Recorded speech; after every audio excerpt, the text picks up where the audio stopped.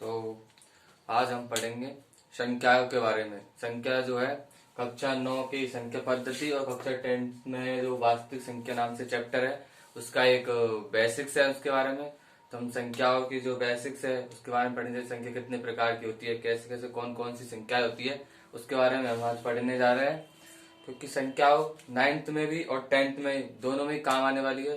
वैसे हम class 9th की मैथ की और क्लास 10th के मैथ्स की दोनों के बारे में आज से वीडियो डालेंगे। तो पहला हमारा लेसन है जो पहला दोनों की कक्षाओं का पहला पहला अध्याय है उसका जो कॉमन पार्ट है संख्या है। तो आज हम उसके बारे में थोड़ा देख लेते हैं। संख्या होती है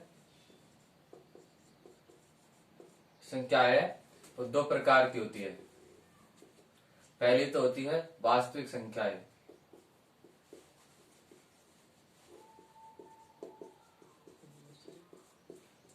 और दूसरी होती है काल्पनिक संख्याएं।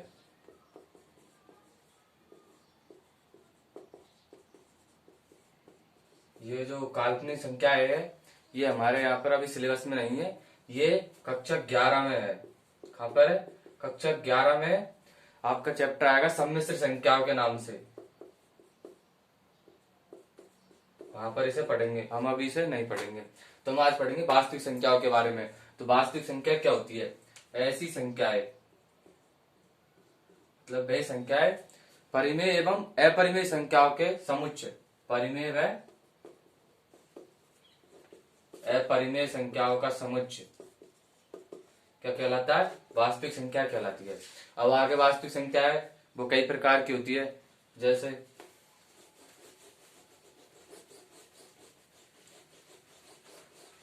अब आगे हम पढ़ेंगे वास्तविक संख्या के बारे में। वास्तविक संख्या कितने प्रकार की होती है?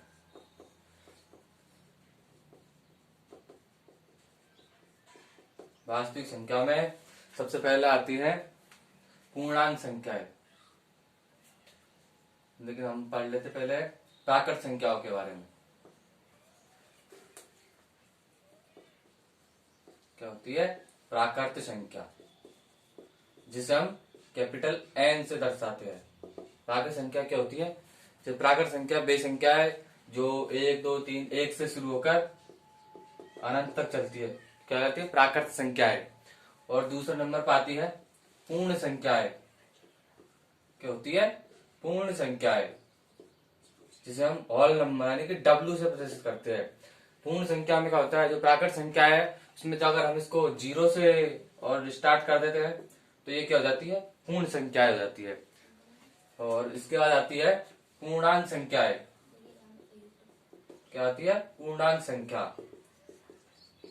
पूर्णांक संख्या इसे हम Z से दर्शाते हैं। तो इसमें क्या होता है? तो संख्या है जब संख्याओं को माइनस और प्लस दोनों संख्याओं को मिलाकर लिख दिया जाता है तो उनका जो समुच्चय वो क्या कहलाता है? पूर्णांक संख्या कहलाता है। तो अब इसके बाद आगे भिन्नात्मक संख्या है। भिन्नात्मक संख्या वे संख्या है जो भिन्न के रूप में होती है। जैसे 1/2, 2/3, 3/4 आदि ऐसे जो होती है जो भिन्न के रूप में लिखी जा सकती है कहलाती है भिन्नात्मक संख्या कहलाती है। तो अब इसके बाद आगे आती है परिमेय संख्या। परिमेय संख्या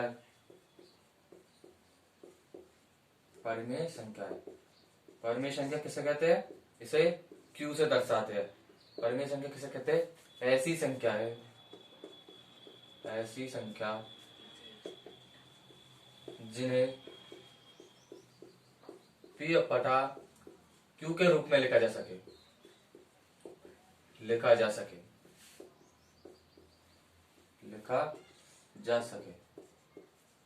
क्या कहलाती है? परिमेय संख्या कहलाती है, जहां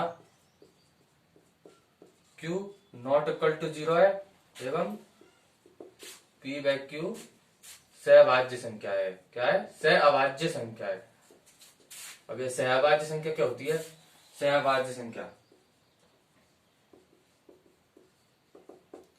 वे संख्याएं जिनका उभयनिष्ठ गुणनखंड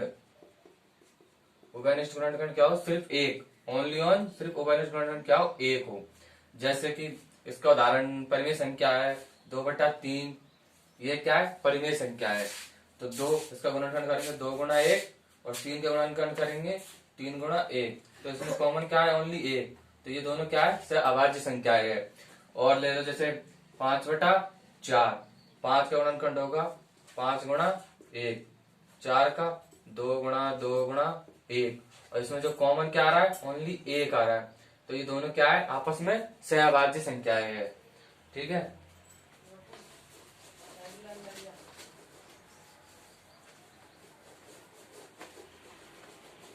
अब इसके बाद आती है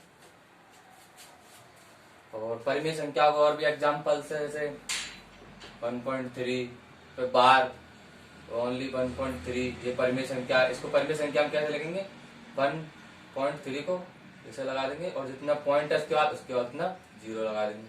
और जो बार वाली संख्या है इसको परिमेय संख्या हम चयन करना भी आगे सीखेंगे। और जैसे जैसे परिमेय संख्या हम बार है इस पे, तो ये परिमेय संख्या है।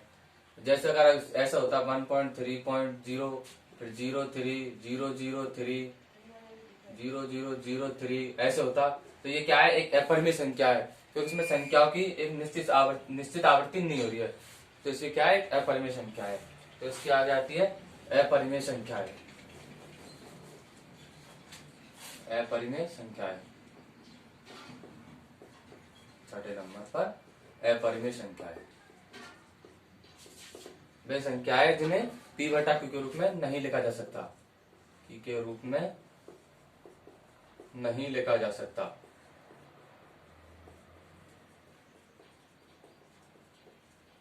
एग्जाम्पल जैसे अपना √3 है, √5, पाई भी एक क्या है, एक अपरिमेय संख्या है। इसका मान जो है वो इससे 22/7 होता है। अब कहोगे परिमेय है तो, लेकिन इसका मान है जो है परिमित संख्या नहीं आता है। हर बार इसका आप भाग दोगे तो चेंज होता रहता है, इसलिए पाई एक अपरिमेय संख्याओं में गिना जाता है।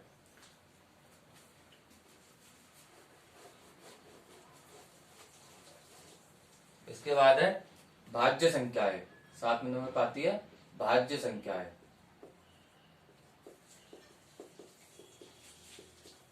भाज्य संख्या है वे संख्याएं जो स्वयं व एक के अतिरिक्त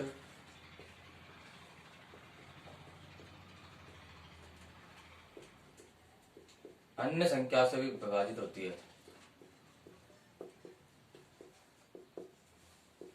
अन्य संख्याओं से विभाजित होती है।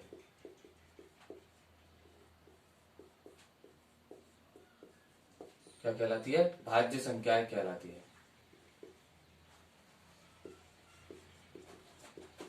भाज्य कहलाती है। जैसे अपना 4 है, 6, 8, 4 एक तो स्वयं से ही है, 1 से है, और ये कितना 2 से भी विभाजित है, तो ये भाज्य संख्या है। इसे 6 एक तो स्वयं से 6 का भाजन चल जाएगा, 1 का चला जाएगा, इसके अतिरिक्त इसमें 2 का चला जाएगा और 3 का चला जाएगा। इस प्रकार वे संख्या जो स्वयं के अतिरिक्त स्वयं और एक के अतिरिक्त अन्य संख्या से विभाजित होती है, क्या कहलाती है, भाज्य संख्या कहलाती है।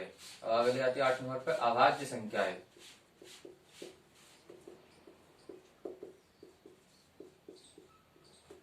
वे संख्याएं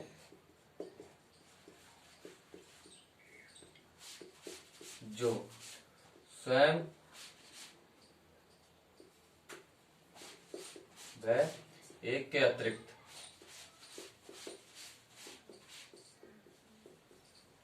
किसी अन्य संख्या से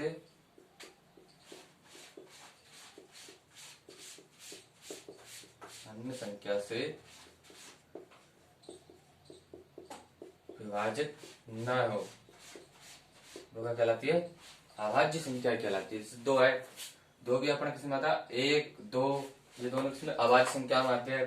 3, 5, और इसमें देख लो किसी के 1 है, इसमें या तो 1 का ही भाग जाएगा, और 2 है, इसमें भी या तो 1 का जाएगा या फिर स्वयं का खुद का ही जाएगा। ये क्या है, अभाज्य संख्या है। इस प्रकार 3, 5 आगे डॉट डॉट डॉट अपनी जो भी विषम के रूप में होती है वो संख्या अभाज्य संख्या कहलाती है।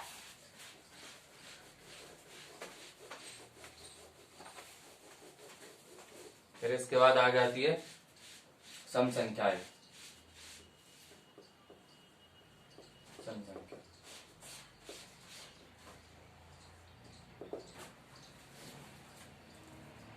विषम संख्याएं।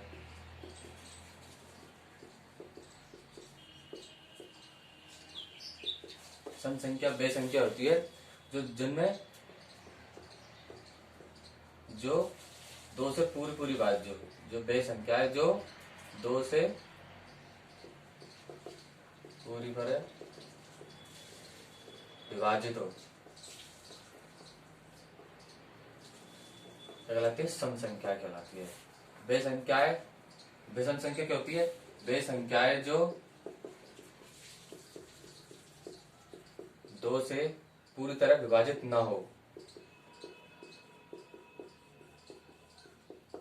विभाजित ना हो। ठीक है, ये हो गई भाज्य अभाज्य संख्या, विषम संख्याएं।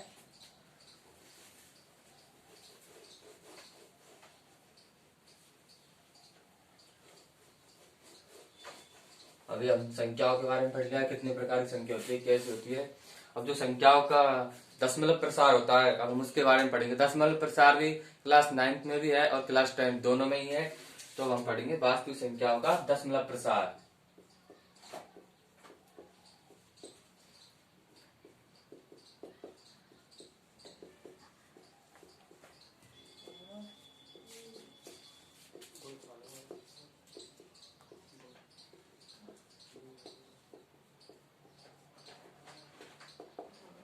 ठीक है, तो पढ़ेंगे वास्तविक संख्याओं का दशमलव प्रसार।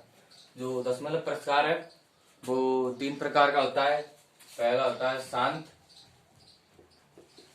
दशमलव प्रकार, दूसरा होता है अशांत आवर्ती, और तीसरा होता है अशांत अनावर्ती। अशांत अनावर्ती।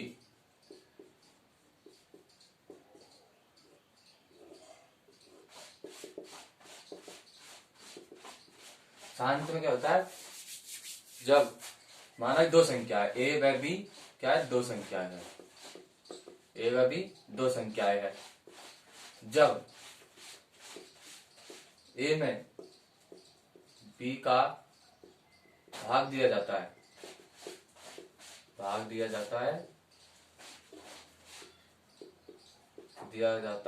और शेषफल, क्या? शेषफल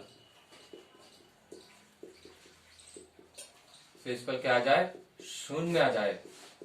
शेषफल क्या आ जाए? शून्य आ जाए। शेषफल क्या आ जाए? शून्य आ जाए। तो जो उसका दशमलव प्रसार होता है वो कौन सा होता है? शांत। इसका दशमलव प्रसार कौन सा होता है? शांत होता है। जैसे कि संख्या में भाग दे रहे हैं अपन, मान लो 20 में भाग दिया 4 का, 4 पंजो 20, शेषफल क्या आ गया? 0। तो क्या एक शांत दशमलव प्रसार है। और अशांत आवृत्ति, अशांत आवृत्ति क्या होता है? जैसे जब अपन ए में बी का भाग दे तो जो शेषफल है, शेषफल की क्या हो? पुनरावृत्ति हो।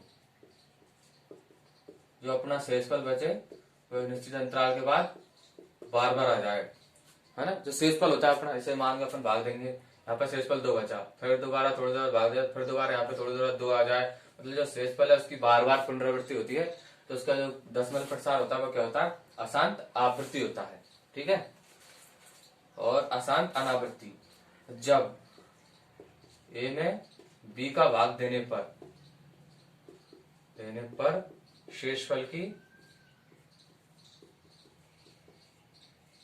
पुनरावृत्ति नहीं होती है। शेषफल क्या होती है? पुनरावृत्ति नहीं होती है, नहीं हो। तो उसका वो दशमलव प्रसार कैसा होता है? अशांत अनावृत्ति होता है। और इस दशमलव प्रसार के बारे में हम विस्तार से आगे जो कक्षा चलेगी, और क्लास 9th की और 10th की दोनों की अलग अलग क्लास ली जाएगी। तो प्लीज इस चैनल को सब्सक्राइब करके रखिए। इसी चैनल पर आपको क्लास 9th और 10th की आज से रेगुलर क्लास लगेगी। Thank you.